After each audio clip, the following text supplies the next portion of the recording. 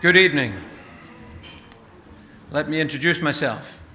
Bruce Armstrong-Payne. I'm a town planning consultant and I'm also a self-builder.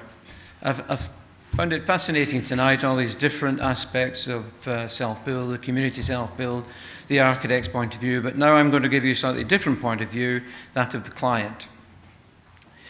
Now, obviously the description of a self-builder has many different meanings depending upon individual circumstances, and I hasten to say I can only speak from my own experience of undertaking a self-built project of the kind that we did. I've been asked to briefly present to you a case study of my experience of self-building, and I will do so now. So to begin with, let me introduce the site.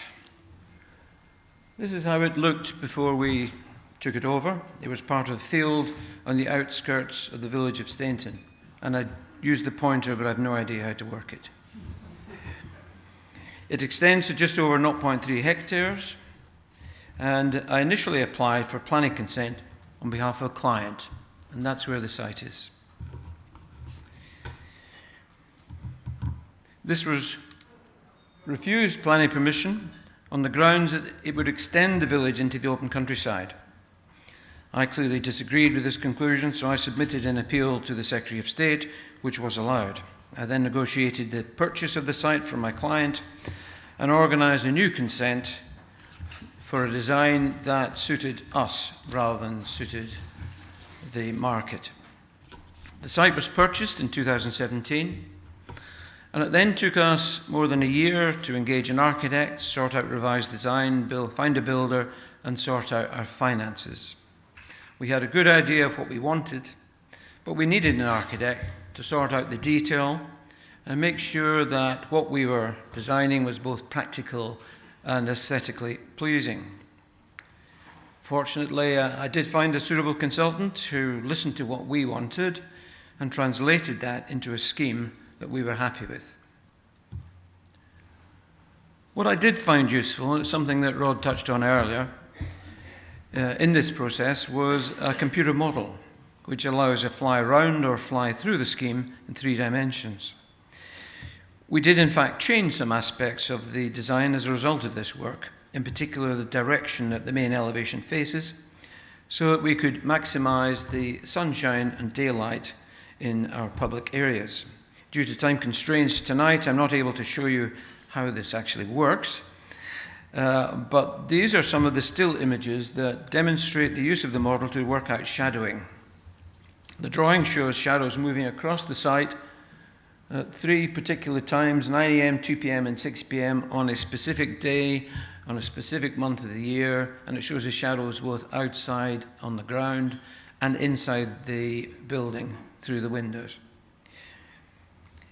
Having changed the design because of what the model showed us, we then had to go through the planning process once again for the revised scheme, but that was a delay rather than a problem. Another serious issue for us, you may not think it's serious, was choosing a name for the new house. We needed a name because there are no street or house numbers in our village. Now, I naively thought that we could just provide the post office with a new name and that would be it, but that is not how it works. The local authority has first to agree the name, and they can be quite difficult. No foreign names. We had some Gaelic ideas.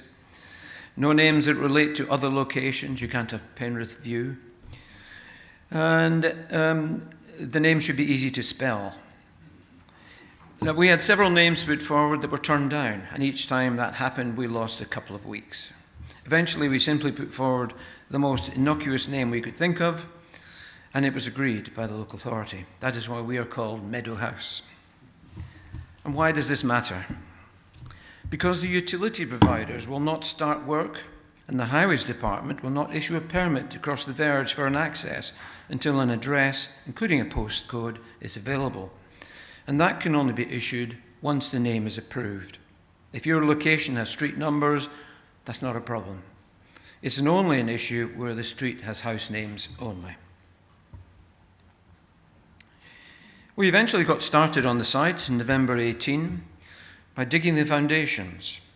and except for a period of bad weather late that year, the building work moved along quite quickly. As you can see from this slide, we decided to use traditional construction rather than timber frame. The reason for this is that personally I prefer the solidity of this method of building, and there was little difference in the cost. Timber frame construction could perhaps have been quicker during construction, but there seemed to be a delay in dealing with new orders at that point in time, so we went for traditional build. We took the decision fairly early on during the process to stay for as long as possible in our old house while the new one was being built. We were able to fund building work for a while, but I knew we would at some stage need some bridging finance. I therefore approached all the banks and building societies in Penrith with a request for help. None of them would or could help by providing a short-term loan. Fortunately, there was one exception to that general rule, and that was Handelsbanken, who agreed to a short-term remortgage of our existing house to fund the balance of the building works. That arrangement resolved our finances and allowed us to place our existing house on the market, which was in due course sold with completion on the same weekend that we moved into the new house in September 2018. So was the process worthwhile, and what did I learn? I learned that in my experience there are 4 essential steps any self-builder has to go through, which are finding a site, preparing a scheme, finding a builder, which is easier said than done, and arranging finance. And I would suggest that if you can get past these 4 hurdles, then you're on the way. Now, I very much enjoyed the process of design and build, being on site just about every day and taking all sorts of decisions which almost always seem to be needed in a hurry. I would certainly do the whole thing again if I ever managed to get the garden that we've now inherited sorted out. In my case, preparing to build took about 2 years, with the actual building work taking a further 10 months. Now, I think that's not too bad, but it does require a degree of patience. In monetary terms, building a modern property is not, in my opinion, a money spinner, as the cost of bespoke windows, doors, heating systems, etc. does not seem to be reflected in the final value, but only time will tell. The house could have been constructed more economically by using standard fixtures and fittings. But for me, that would take away part of the reason for doing it myself. I hasten to add that we did not go into this or through this process in order to make money, but because we wanted to realize an ambition that I had long held to design and build our own house.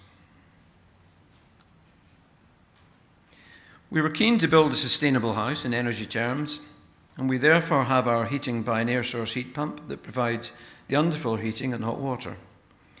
In addition, we have mechanical ventilation, a heat recovery system, which so far seems to be working very well, and I agree with what Charlie was saying earlier. Just in case, however, we have a couple of wood burners in the living rooms.